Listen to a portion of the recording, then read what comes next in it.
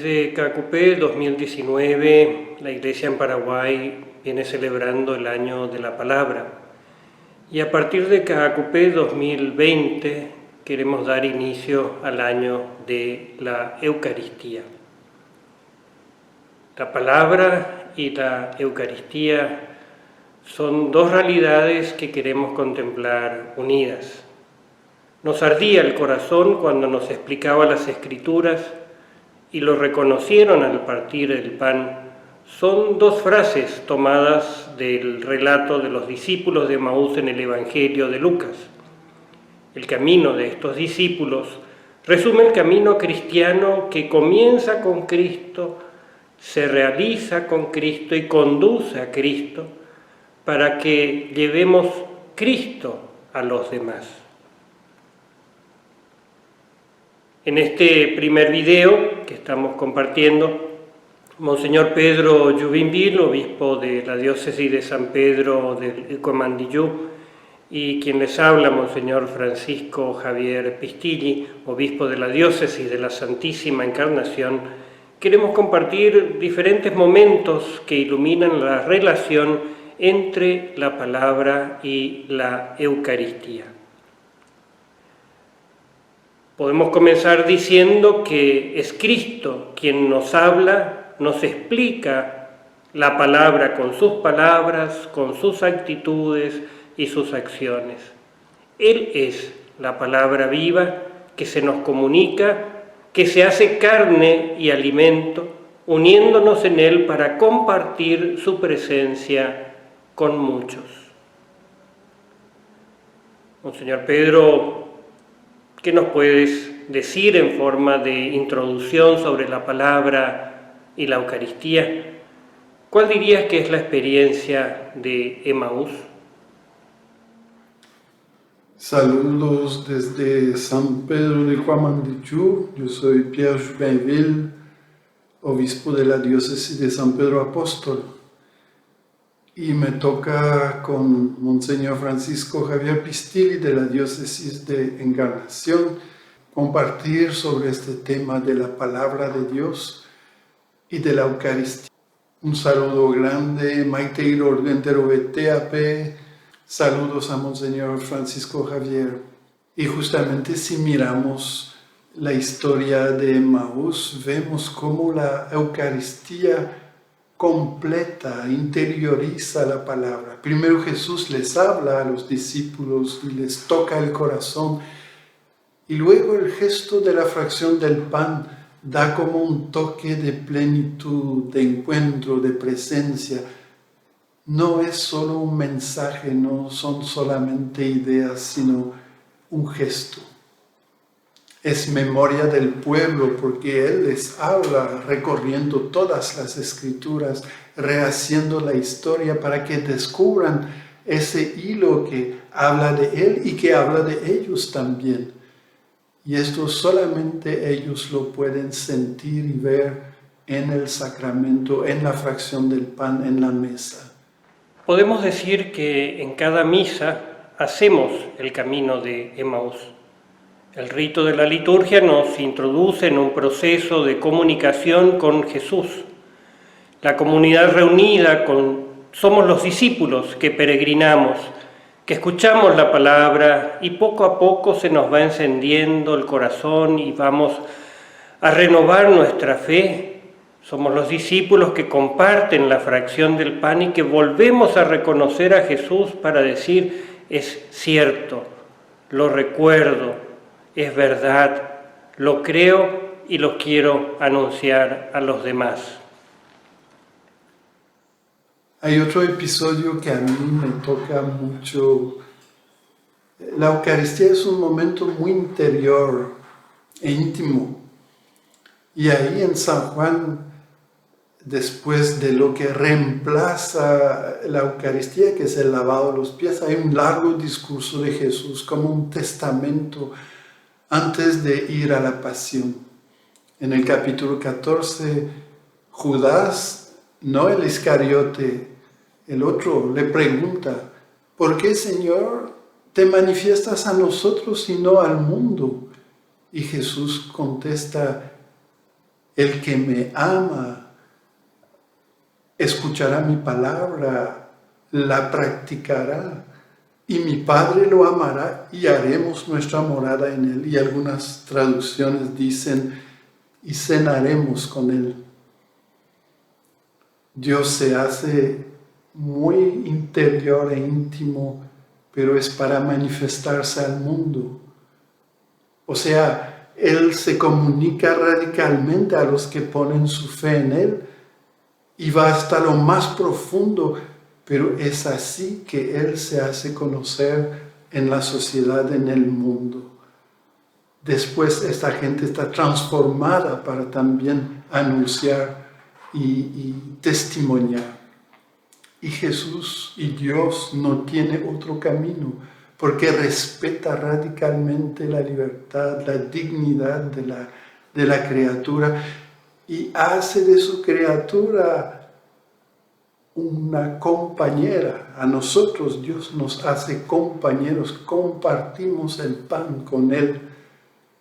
Nos invita a la mesa de la Trinidad como en el icono de Rublev, donde justamente están las tres personas de la Trinidad, pero hay un espacio delante para que nosotros también estemos conversando y compartiendo la copa con ellos, con Dios.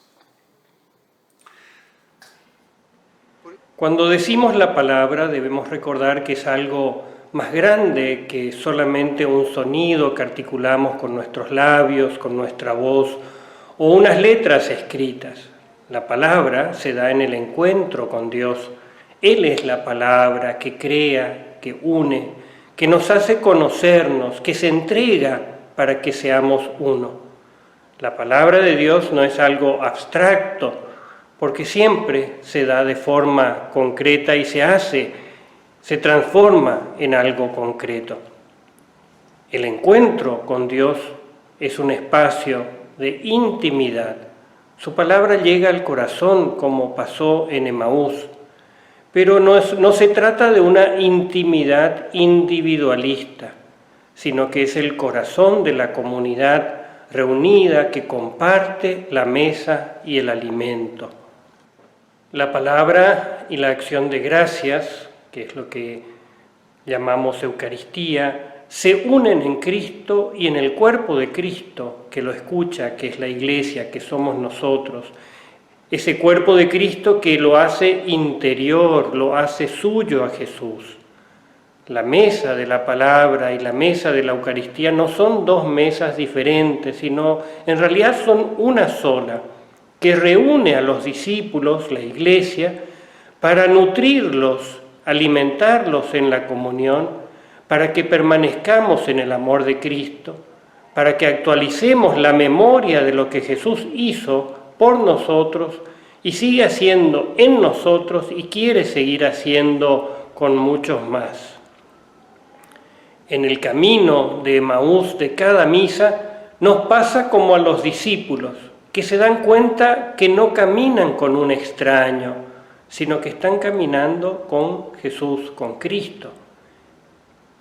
Si hacemos memoria del largo camino de la humanidad desde la creación y desde el pecado que nos alejó de la mesa de los hijos de Dios, en Cristo nos volvemos a reconocer como hermanos, como hijos, como la familia que somos de Dios, familia de Cristo. Esto es también la experiencia de Emaús que renovamos en cada Eucaristía, porque volvemos a estar en esa cercanía, en ese encuentro, en esa intimidad con Dios. ¿Cómo no nos vamos a sorprender como se sorprendieron los discípulos de Emaús cada vez que escuchamos la palabra y cada vez que celebramos la Eucaristía? Así como la palabra y la Eucaristía no son realidades separadas, debemos decir que la mesa que compartimos con Cristo quiere transformarnos en presencia de Jesús en el mundo. Ese mundo que tiene hambre de Dios, hambre de su palabra, hambre de la vida que Jesús nos comparte. Nosotros, la Iglesia, Debemos ser esa presencia viva con nuestra palabra, con nuestra vida, entregada por los demás, como lo hizo Jesús. A veces nos pasa que queremos separar la misa de la caridad, la palabra de la vida, la comunión, la intimidad con Dios del servicio a los demás. Una separación artificial. Y me gustaría también en este punto compartir con mi hermano, Monseñor Pedro, qué piensa él al respecto. Por esto, hablar de conexión entre palabra y Eucaristía es darnos cuenta de las conexiones entre la fe y la vida, el compromiso, la celebración, la vida comunitaria, la oración, la contribución social, la lucha por la justicia, el cuidado de la casa común, todo. Realmente celebrar la Eucaristía es contemplar todas las dimensiones de la vida cristiana. En este novenario de KKP 2020 y en el año en que como Iglesia en el Paraguay celebramos de modo especial la Eucaristía, queremos volver a reconocer a Cristo y reconocernos a nosotros mismos como cuerpo de Cristo en el mundo, en nuestro país, en nuestras comunidades. La pospandemia, esta realidad de la pandemia que todavía nos acompaña, esperemos que concluya, pero nos va a dejar consecuencias, nos deja muchos desafíos y no queremos quedarnos en palabras vacías. Somos un cuerpo. Nos une la palabra hecha carne, nos une Cristo, que se nos da en su cuerpo y en su sangre. Nuestra fraternidad se sostiene en una gracia, un don que recibimos, pero este don es para compartirlo con los hermanos. Somos todos hermanos y hay hermanos que nos necesitan mucho en este tiempo. Monseñor Pedro, quisieras mencionar algunos desafíos para los que nos llamamos cuerpo de Cristo, la Iglesia, en la pospandemia, y dirigirnos quizás también unas palabras finales para ir cerrando este video, esta catequesis. Gracias, Monseñor Francisco. Estos desafíos de la pospandemia me parecen muy importantes mencionar y van en el contexto de nuestra reflexión de hoy. A mí, desde que empezaron todos esos acontecimientos, me viene muy fuerte el tema de la sanación. Hay gente que murió, que está muriendo, que está muy enferma. Hay familias que no pudieron vivir sus duelos como acostumbran. Hay gente que ha quedado aislada, hay familias destrozadas por la violencia, exacerbada por el confinamiento. Hay gente que perdió su trabajo y está en la precariedad. Hay gente que se encontró con templos cerrados y sufrió de este aparente alejamiento. Hay muchos motivos para proclamar un tiempo de sanación integral. Muchas iniciativas que tuvimos durante la pandemia, como las ollas populares y la asistencia a muchas familias, deben continuar en otras formas porque la pobreza muerde, la situación sanitaria no está resuelta. Nuestro personal de blanco está agotado y necesita ser agradecido, pero también visitado y acompañado. Veo también el tema de la educación, que ha sufrido mucho durante la pandemia, está sufriendo. Al contrario de la integración de la que hablamos hoy entre palabra y Eucaristía, parece que la educación se nos ha desintegrado. El paso a las plataformas virtuales nos ha hecho perder el contacto social tan importante que ahora nos damos cuenta necesitan niños, jóvenes, adultos para aprender. La aventura de la educación necesita esta integración que hemos contemplado en el tema de hoy. y habrá mucho que hacer para sanarlo y reforzarlo. Digo también que la pandemia ha sido virulenta para la comunicación. Al igual que el virus maligno, hay todavía campañas de desinformación que sirven para separar, dividir, destruir, también mentir, engañar, encubrir. Como alguien dijo, nunca hemos sido tan conectados, pero también tan incomunicados. Nuestra contemplación de hoy de la integración de la proclamación de la palabra con la vida sacramental y todas las dimensiones de la vida cristiana nos hace desear con mucho más fuerza una comunicación abierta, integrada, al servicio de la vida y de la verdad. Gracias, Monseñor Francisco. Un gusto estar contigo y con la gente que participa este año 2020 de un KQP diferente por la situación sanitaria que atravesamos, pero también un KQP de unidad, de fe.